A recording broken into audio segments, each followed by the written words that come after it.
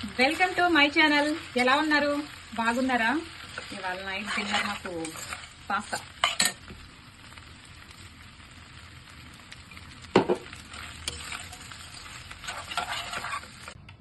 Pasta అయితే ready అయిపోయింది, కానీ టమాటా సాస్ లేదు.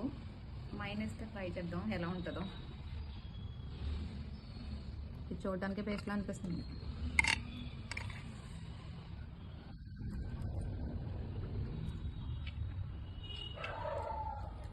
వీటిలో కూడా క్వాలిటీ ఉంటాయి అనుకుంటా.